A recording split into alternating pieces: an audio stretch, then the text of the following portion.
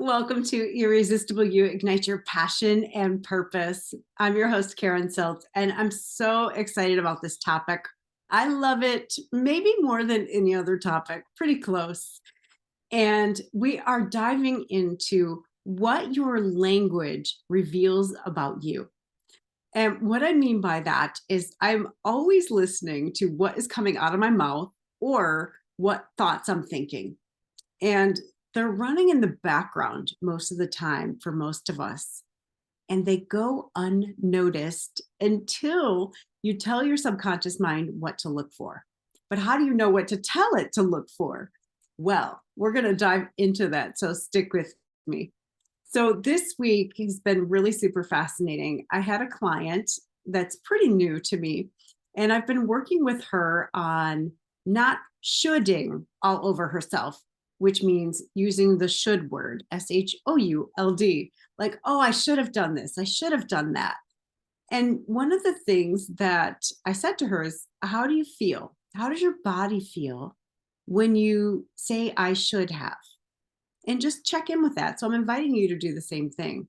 When you say, I should have, what do you tell yourself? What kind of thoughts come up?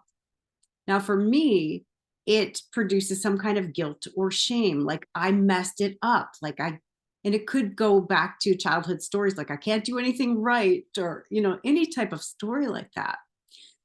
And if somebody asks you a question like that starts with why about the past, like, why did you do that? How does that make you feel? Now, usually for most of us, we have this negativity bias. So if someone said, well, why did you do that?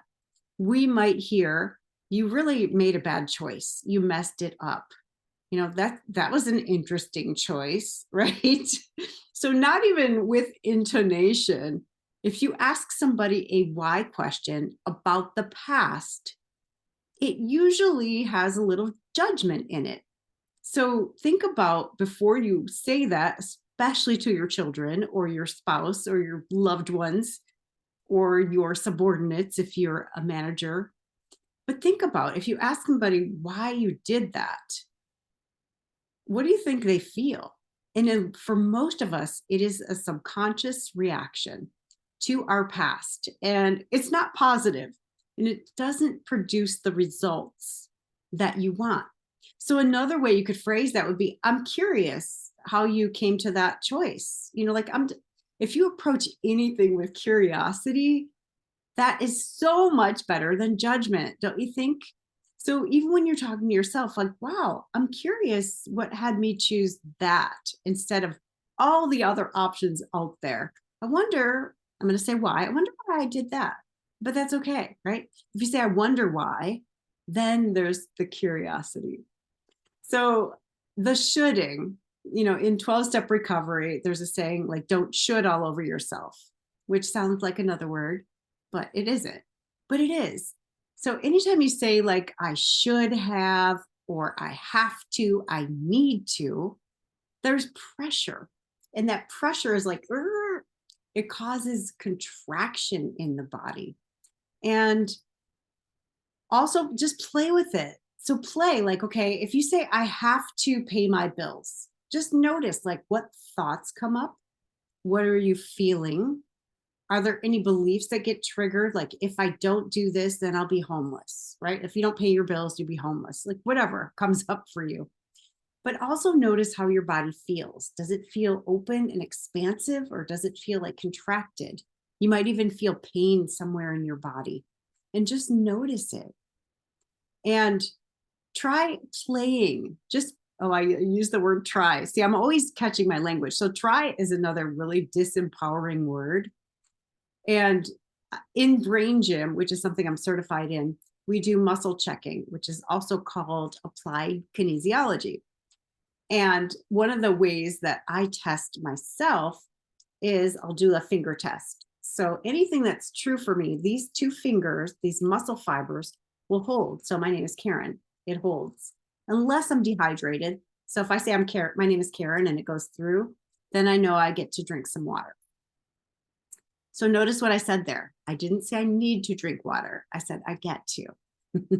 So you can test out some different words. I'm going to try to have that report done. So this will almost always go through. I'm going to do my best to get the report done. Doing your best is something your subconscious mind can wrap its head around. It's mind, right? But if you say you try, the subconscious mind is like, well, how will I know if I actually completed it? It's a super weak word and it's non-committal. It's just not good for you. So if you can eliminate it from your vocabulary, try to eliminate it. Just kidding. You got to have fun with it too. Like when you catch yourself using these words, just play like, oh, I see. Because before they went unnoticed. So that's part of what you're doing by becoming aware of your language. So catch yourself when you say, I need to, or I have to. Play with, I can, and just see what that feels like. I can pay my bills. It feels a little better. The next level would be, I could pay my bills if I wanted to, I could. And then you can graduate to some other levels, like I get to pay my bills. And it is a choice, but it's also like when you say I get to, like I get to go to a concert this weekend, or I get to go on a date, or I get to be with my friends. It implies like something good that you want to do, right? So you get to pay your bills. You're not tricking yourself because you already know, like if you don't pay your bills, there will be consequences. So you have the money to pay them, right? So it's an honor to pay them. Like I get to pay my bills because I have money in the bank, or I'm receiving money, or I get a paycheck. And I'm grateful that I have the money to pay these bills. Some people don't have the money. So some people can't pay their bills, and I get to. So you can just play around with it until you come to a place of, wow, I'm really lucky that I get to pay my bills, and play with it. Another thing you could do is say, I choose to. Like I could choose not to pay my bills. Like I said earlier, there'd be consequences, but I choose to pay my bills. So if you make a list of your have tos, you could just make a list like I have to do laundry, I have to cook dinner, I have to take the kids to school, whatever. And you just cross those out and feel into what feels good to you. I get to cook, I get to, or I can take my kids to school, or they could stay home, right? And then you deal with them all day. Your choice. My daughter's been homesick from school for like 3 days, and I work from home. So I'm going a little stir crazy because every time I go out into the living room or the kitchen, she's like right there. I'm like, oh, come on. Who works from home? Who knows what I'm talking about? Yes, I know. The thing with language is if you follow yourself around with a tape recorder, you're going to start noticing your language patterns. Most of us are completely oblivious to the words that come out of our mouths, the thoughts that we think, even sometimes the emotions that we feel. So begin to start noticing. And here's a good thing to do. When you start to feel crappy, like you're like, God, or you catch yourself like mad or frustrated or sad, trace it back like as quickly as you can. The moment you catch an unwanted emotional state, what preceded it? What thoughts were you thinking? Or what belief got triggered? So sometimes we'll think a thought that's based on a belief that preceded it. And I'll give you an example of that. So somebody cuts you off in traffic and you get angry, right? So many of us will think, well, that person did something to me, right? That's a normal response, I think. Well, what did it bring up in you? For me, it would be like, I matter so little to you that you put my life in danger. So it's like the I don't matter belief got triggered. Another example would be if my kids didn't do what I asked them to, I would feel disrespected and I might get angry or upset or frustrated or even sad, right? Like I don't feel respected. And if I don't feel respected, then what? Then I'm not worthy. I mean, it boils down to a lot of different things, but we all have a couple of core beliefs that run all of our fears. They're underneath all of them. So if you've ever done a fear inventory, or you've written down like, okay, I'm afraid of this. And then you keep boiling it down. So let me give you an example. Like, I'm afraid of spiders. Okay, so if there's a spider, then what? Well, it might bite me. Okay, then what? Then it would hurt. Okay, if it hurts, then what? You keep boiling it down, boiling it down. And for a lot of people, it might be then I would die, right? Like then it gets infected, then blah, blah, blah, then I die. Well, if you think about other fears, like I'm afraid of public speaking. Well, what will happen? Well, people will judge me. I might look stupid. So what happens if people judge you? Well, then I'll feel less than. What if you feel less than? And you keep boiling it down, you chunk it down until you get to the most basic fear, the thing that you fear the most. And for me, I've mentioned this before, but mine are I'm not lovable and I'm not worthy. Like those to me are worse than death, to not be lovable and to not be worthy. So you probably have two that run you that you're unaware of. So becoming aware of those underneath the surface. And then what are the things that trigger that belief? Like my kids being disrespectful for sure is one for me. Like, especially if they're like defying me, like in my face. I'm like, you've got to be kidding me. Like, so what are the things that really trigger you? For some people, it is traffic.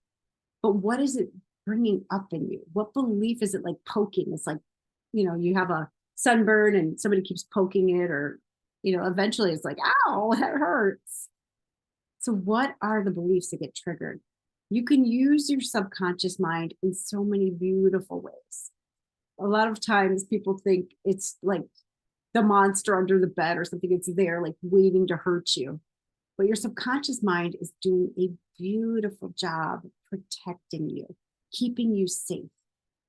And I've talked a lot recently with clients about this thing called a Gemini virus. And it's when you have two competing parts in your brain, and they both, here's the best thing I could tell you, they both have positive intent. Now, so many people, if I ask them, like, what do you want more than anything? They're like, I want to be fearless. I'm like, well, all right, what else do you want? Because that one, good luck. You're a human being. And the fear is serving a purpose for you. It's doing something. So when you look at, say, the part of you that's afraid of judgment, you're afraid of public speaking because you're afraid people are going to judge you. What is the positive intent of that part? So if you can look at it, okay, it wants you to stay safe. It wants you to, that's it. It wants you to stay safe. And then you look at the part like, okay, I have this calling and I'm called to influence people, to share my story, to support other people, to be all they can be, to shine their light, to whatever, use their gifts.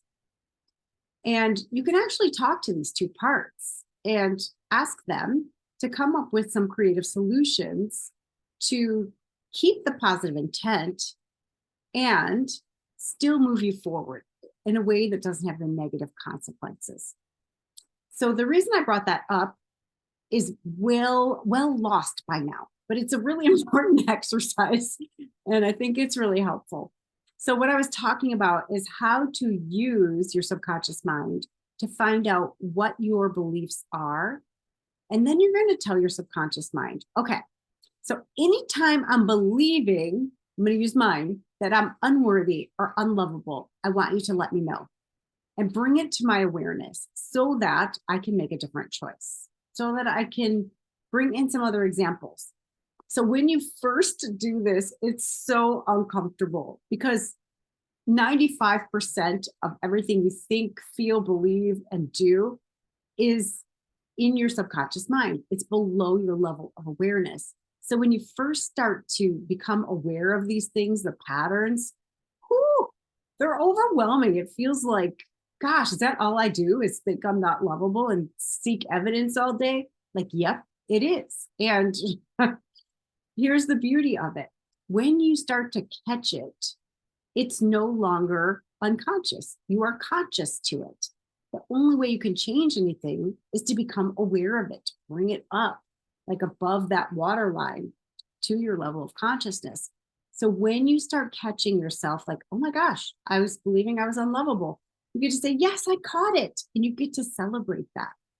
Because before, you could never ever change that because you were unaware of it. It went right by. Your mind filtered it out as that's unimportant because your subconscious mind records absolutely everything, like millions of bits of information every second. And then we filter it. We're like, okay, this is what's important. This is what I want you to pay attention to.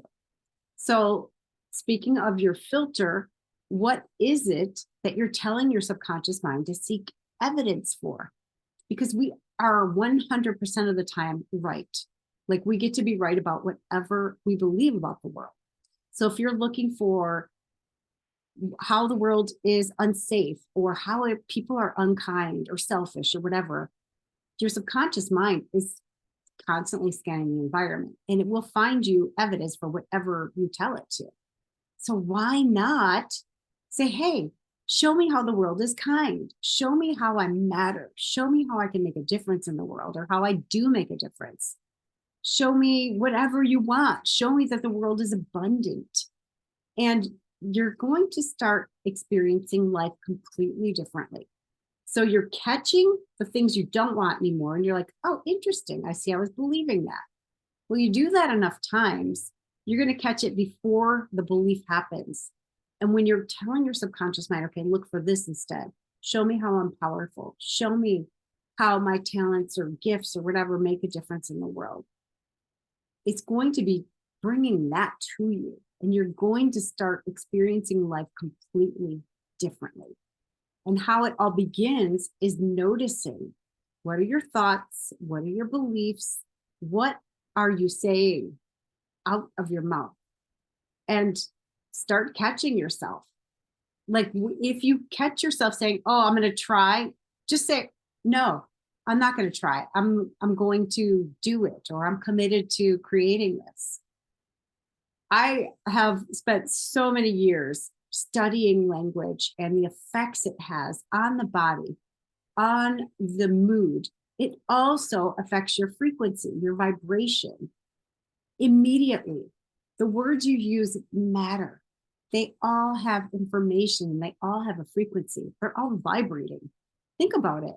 You know, if you are listening to music, you could feel it like zzz, it's vibrating. And every word has a frequency.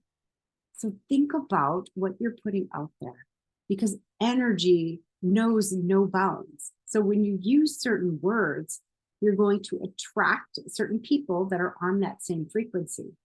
So think about that. Like, what do you want to attract? Because what you say is going to attract more of the same.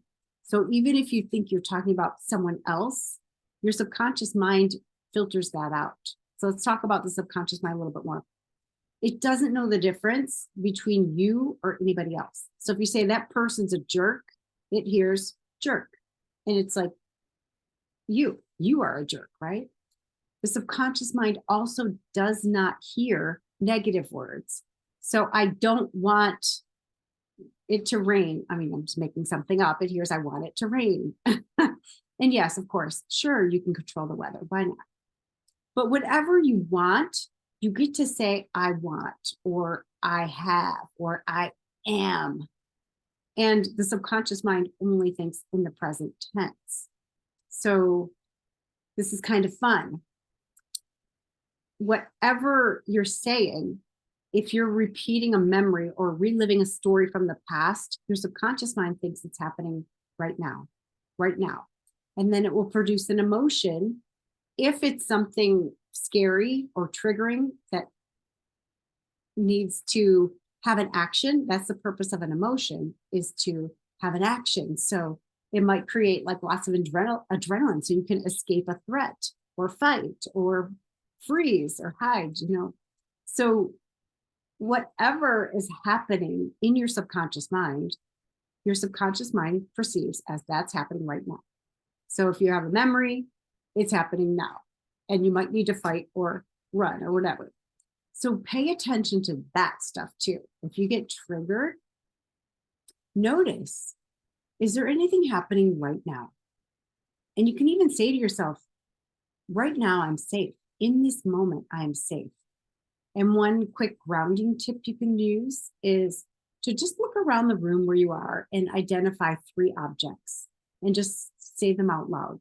Like, I have a name badge, from the last event I was at. I have a ring light and I have blinds on my window. So just ring light, name badge, blinds. And I'm back in the present moment. I'm no longer afraid.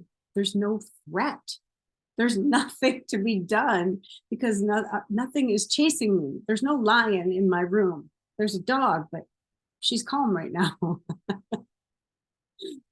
So language can be so beautiful. You can create whatever you want from language. You can build bridges. You can tear people down. You can tear yourself down, or you can build yourself up. And it all starts with becoming aware of what's in your subconscious mind. So I invite you to really start paying attention.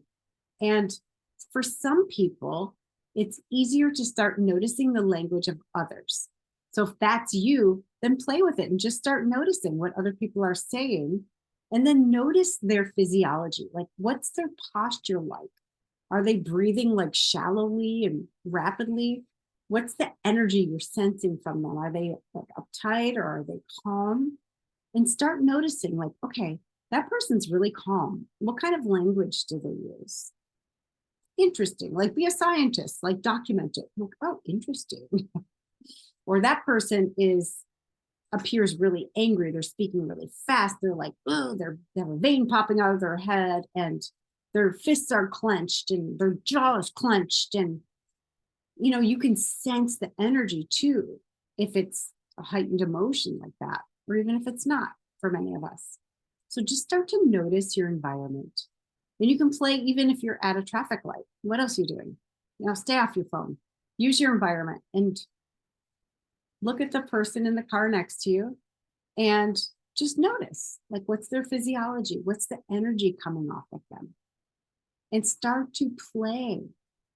And becoming aware of what's in your subconscious mind is the quickest way to create change on a permanent level. The subconscious mind also responds to repetition. That's what this means. Repetition, repetition. So you get to tell it every single day. Okay, let me know when I am believing this. And also show me evidence of what you want to believe. So you're telling it those 2 things. So it doesn't go unconscious to the unwanted thoughts, beliefs, and emotions. And it becomes really aware of what you do want to see. Because when you start seeking evidence for your greatness, for example, or for your power, or that the world is kind, imagine how much more beautiful and rich your life will be. How much different it will be than what it is now. Because what are you seeking evidence for right now? You will find it. No matter what it is, you're going to find it. So I'm just saying, be in the driver's seat. You choose. You choose what kind of world you want to live in. And you can do the Gandhi thing, like, be the change you wish to see in the world. Show up that way. And when you don't, love yourself anyway. Give yourself some grace, because this is a journey. It's not a destination. Nobody's perfect at it. I was talking to a client this week, and she was doing a little comparison to some other people that were in this program she was in. And what I said is, like, people that really take themselves on and they do the work, they still have the same emotions as everybody else. They still experience fear and disappointment and sadness and grief. And they might still beat themselves up. The difference is where you might have stayed in it for like this amount of time, then it gets shorter and shorter and shorter and shorter. And you just start catching it quicker. And that's how you know you're on the right track. Like, how long would you stay in a negative victim conversation or thought loop in your head like 5 years ago? And what about now? Or how long would you stay angry at somebody? Some people stay angry for 20 years, right? So how long do you allow that before you clear it? So you can do that with any emotion and think about, how long did I I always call it like sitting in your shitty diaper, right? Like you've soiled yourself. And you can sit there. You are at choice always. You can sit there as long as you want. And whatever, there are going to be consequences to whatever choice you make, sitting there or not. So I developed a very low tolerance for the shitty diaper. So what I mean by that is if I was in this story and I was feeling sorry for myself or feeling like I was right or like I was victimized, anything like that, I would just pick up the phone and call somebody who wouldn't co-sign my bullshit story. So not somebody who's like, oh, you poor baby, because that is not going to support me. I don't have those kind of friends. I have the friends who are like, okay, tell me all about it. Okay, are you done? And I'd be like, almost, one more thing. And this and this. These are all the reasons I'm right. And they're like, okay. And then I will just say, okay, I'm ready. All right. So, and then they'll just talk to me. Like, so if you're right, what does that mean about the other person? That they're wrong? Is that possible? No. And then I can laugh at myself. But when I'm in it, man, I can't see that. Like I have blinders on. I can only see my one side of the story because I'm so committed to being right. So the low tolerance for the shitty diaper is the moment I catch myself. Like I used to use phone calls primarily. Now I have other tools. I don't have to call somebody. I just choose to sometimes. If I get stuck, I will call someone. So what are your tools available to you when you get stuck in an emotion that's not supportive, that's not in alignment with who you are choosing to be at this stage of your life? And I always talk, I get kind of gross with my shitty diaper analogy. Like if you sit in it for too long, it's going to get really heavy, right? You're going to get diaper rash. It gets uncomfortable. It gets itchy. It just gets sore. It's definitely stinky, right? Stinky. You sit in it way too long. When you stand up, it's going to fall off and fling excrement everywhere on everyone. So think about that. Like it's not just you. Whatever you're doing in your life, you're creating ripple effect. What kind of ripples do you want to send out? Do you want to send out love and gratitude? Or do you want to send out like negativity and bleh, whatever it is? I always think about that because our energy affects everyone around us, around the entire planet. That's how powerful you are. You can think a loving thought and it will be felt around the world. You could think a hateful thought and that'll be felt, well, not as far, but it'll be felt by people around you. So what are you choosing? What are you choosing to think? What are you choosing to feel? What energy are you choosing to embody and to share with the world? I am so grateful that you watched. Again, this is Irresistible You, Ignite Your Passion and Purpose. I'm your host, Karen Seltz. I have a language guide. It's called Empower Yourself with Your Word Choice that I have as a free gift. If you would like it, just comment and I will get it to you. It's lovely. It took me years to compile it and I keep adding to it, but I'm happy to share it with you. So just comment. And if you like this video, please give me a thumbs up, a like. And if you loved it, share it. All right. Thank you for watching. I'll see you next week.